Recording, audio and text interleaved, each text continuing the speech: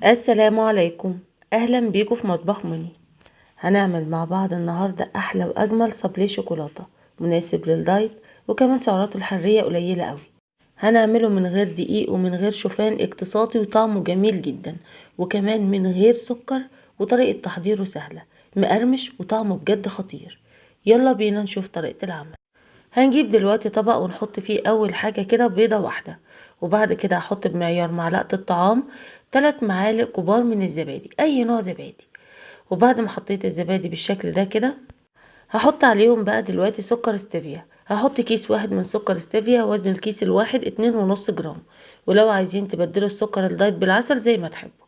وبعد كده حطيت شوية بسيط كده من الفانيليا السايلة، وهقلب بقى دلوقتي المكونات دي مع بعض بالمضرب اليدوي بالشكل ده كده.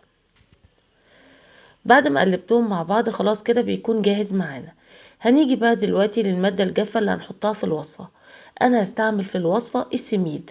انا حبيت ان انا اعمل الوصفة دي تكون اقتصادية، فهنحتاج في الوصفة نص كوب بالاكواب العيارية. النص الكوب العياري سعة 125 ملي من السميد. حطيته بقى دلوقتي بالشكل ده، وانا استعملت سميد خشن مش ناعم. حطيته بالشكل ده وقلبتهم بالمضرب اليدوي، وخلاص كده بيكون جاهز معانا. ممكن تخلوه سادة لو مش عايزين تخلوه بالشوكولاتة، لكن انا حبيت ان انا اعمله بالشوكولاتة. فهضيف عليهم بقى دلوقتي بمعيار المعلقة الصغيرة القياسية معلقة واحدة صغيرة من الكاكاو، وهحط كمان دلوقتي معلقة صغيرة الا ربع من البيكنج باودر. ورجعت تاني قلبتهم مع بعض لغاية لما اختلطوا مع بعض بالشكل ده. خلاص كده بتكون جاهزة معانا. وخدوا بالكم عجينة السابلي دي انا عاملاها تكون ناعمة، يعني ما تكونش متماسكة يعني، لان هشكلها كده بالكيس بتاع الحلواني. لو عايزين ان هي تكون سهلة التشكيل بايديكم، زودوا كمية من السميد كمان والكاكاو لغاية لما تكون معاكم عجينة متماسكة. دلوقتي انا جبت كيس حلواني وبدأت احط العجينة، بيكون معانا القوام بالشكل ده. وبعد كده هجيب صاج الفرن واحط فيه ورقة زبدة تكون نوع كويس. وهبدأ بقى دلوقتي ان انا اشكل السابليه بطريقة سهلة خالص. هنقطع الكيس من الطرف، وهنبدأ ان احنا نحط الخليط بالطريقة دي كده.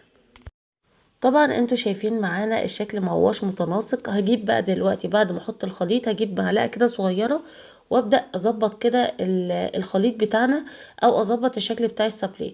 وخدوا بالكم اصلا بعد التسوية بيبقى الشكل معانا متناسق خالص، بس اهم حاجة ان انتوا تسيبوا ما بينه مسافات، لان لسه حجمه هيتضاعف معانا.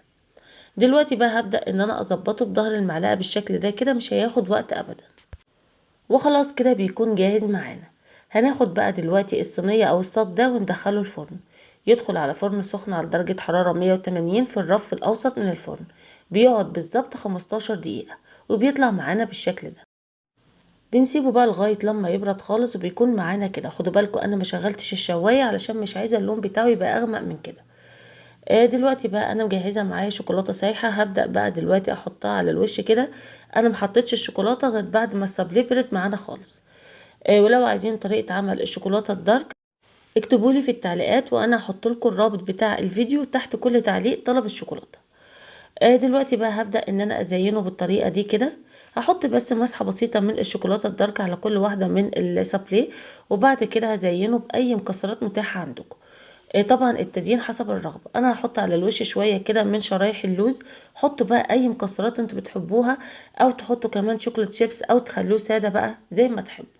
هكمل تزيينها، وبعد كده هسيبها لغايه لما تبرد خالص. ولو مستعجلين عليها خدوا دلوقتي الصابليه وحطوه في التلاجة بعد التزيين نص ساعه بس. الشوكولاته هتمسك معانا خالص. ولو مش مستعجلين سيبوها لغايه لما تمسك لوحدها. وخلاص كده بيكون جاهز معانا، جميل جدا وطعمه حلو قوي، مقرمش كده من بره وبيدوب في البق. واحلى حاجه ان سعراته الحراريه قليله جدا. الكميه كلها سعراتها من غير تزيين 398 سعر حراري، والقطعه الواحده 26 سعر حراري. وصفه سهله واقتصاديه وطعمه جميل جدا. اذا عجبكم الفيديو بتاع النهارده ما تنسوش تعملوا لايك وشير للفيديو، وترفعوا الفيديو بتعليقاتكم الحلوه. وبألف هنا وعافيه.